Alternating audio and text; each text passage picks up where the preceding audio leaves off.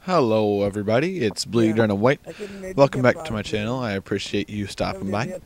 Today I've got a capture the flag game, and I'm so excited for Black Ops. I don't know about you.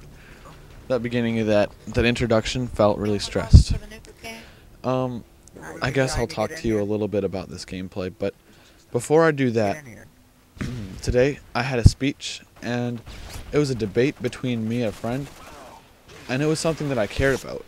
And I felt like I had a lot more fun than when I'm talking about an informative speech or a commentary that has to do with topics that I don't really care for. So, I've got a topic for you, and it's about my mission trip, and I really care about this topic. But here's the gameplay topic. Right there, I died, and the reason that I died there is not because I was running around a corner, and that's partially why.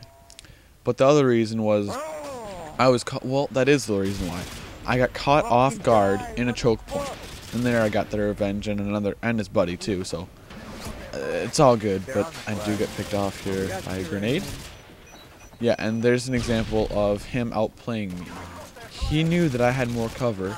He knew that if he ran out there trying to get that gunfight, he would lose. I would win. I have more cover. So he did the efficient thing, threw his grenade, got me without having to see him. That's a fair kill. Now, I'm starting to lose track of my topic. I got my third death there, and it speeds up here a little bit. I got a 9-kill streak up ahead, and I end the round pretty well, and then I end the game very well.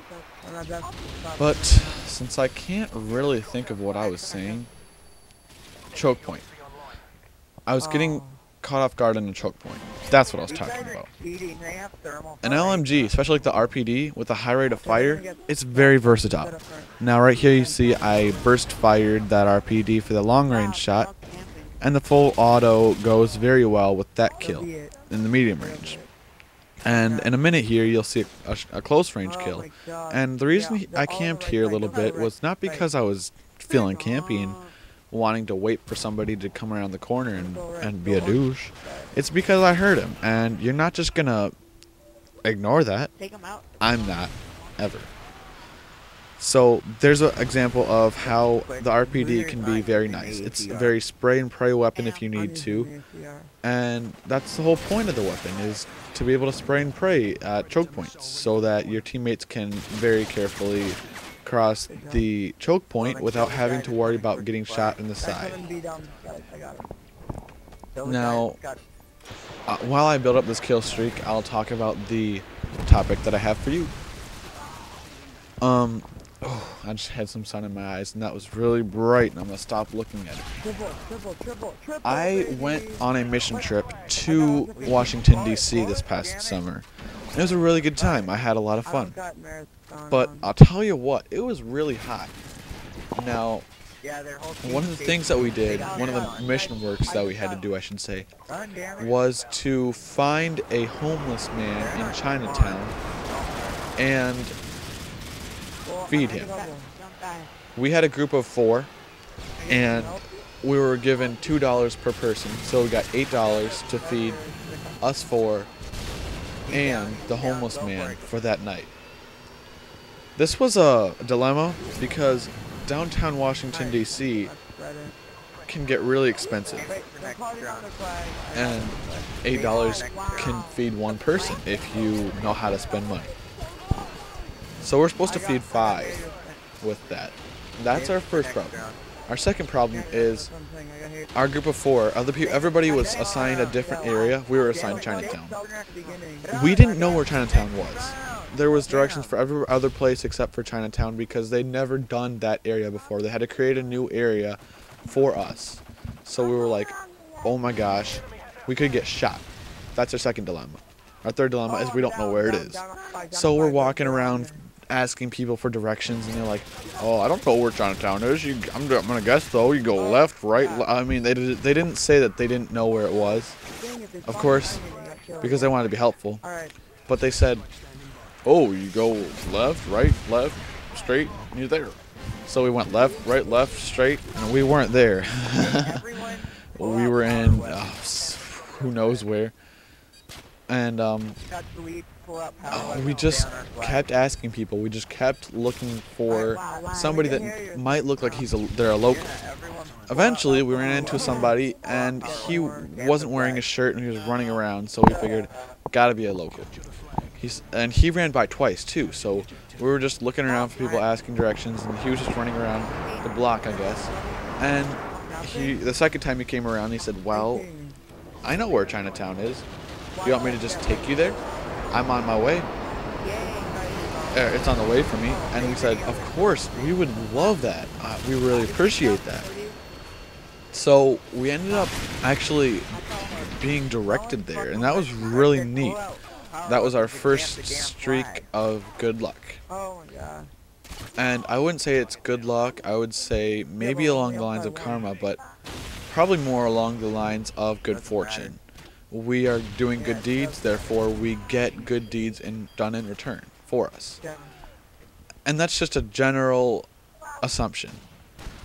Now, this guy was oblivious.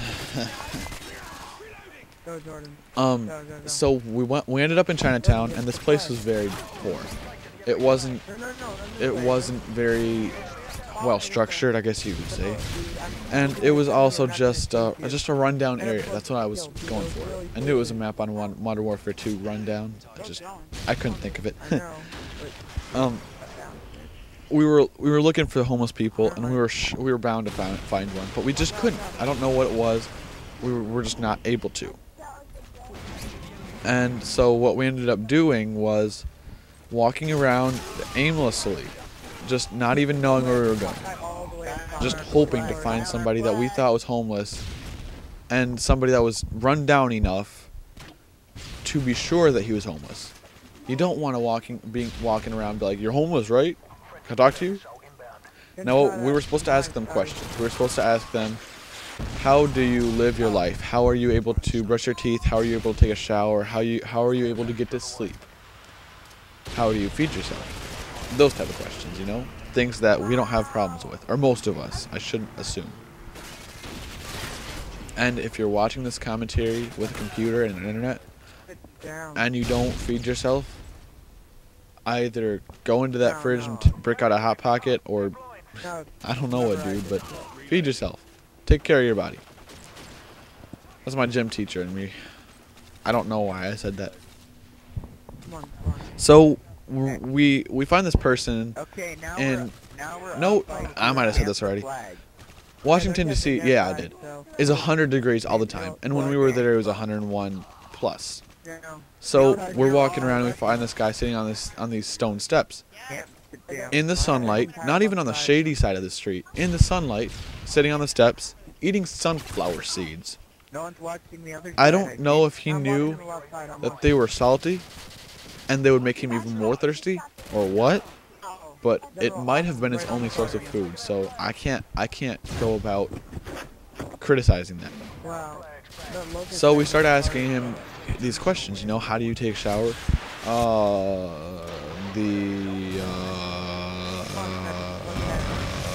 The shelter does. Oh, really? So are you able to stay at the shelter every night? Is that how you get to sleep also?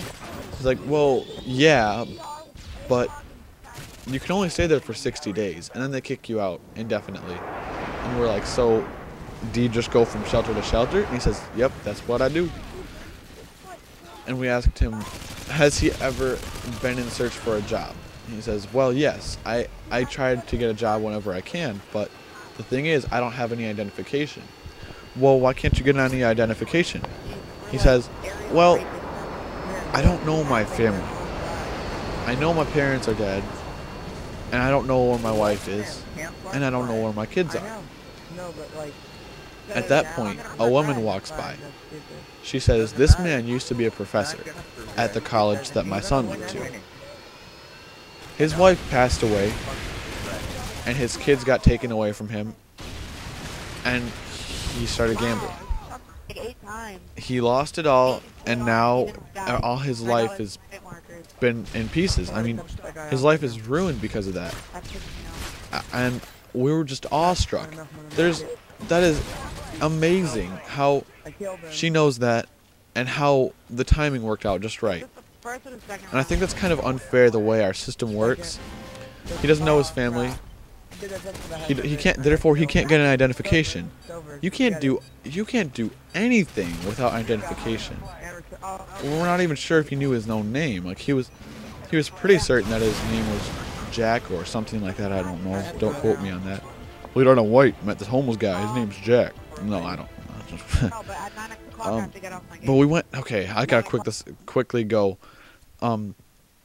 We learned a little bit more about him, how he works, and what he does during his day. And so we take him into Subway.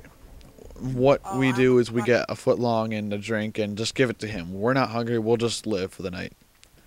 He's eating, and we're going to pay for it. And the woman behind the register says, "Why are you feeding this man? Why are you taking this man into your own aid? Why are you helping this man? He could be dangerous. He might be of harm to you. He might not be having the best intentions." We said why we're there, what we're doing, church mission trip, and our job is to figure out how a homeless man works and how he operates and how he does his daily life. And we said it means a lot to us. She said, "Here, I'm going to feed all of you. I'm not going to charge you anything. I really appreciate what you're doing. I understand. I'm sorry I didn't understand before. Have a nice day. I'm very sorry for the inconvenience." And that was just a blessing. I was very pleased with that. I mean, of course, half of the stuff at Subway I can't eat, so it wasn't any buffet for me. But I was just the brightness in her personality. I was just so happy that somebody was able to realize that and reward us for that. And that's the whole do good things and good things will be done unto you. Anyways, that's my commentary. I really hope you enjoyed it. It's been Bleeder and White here. Have a nice day.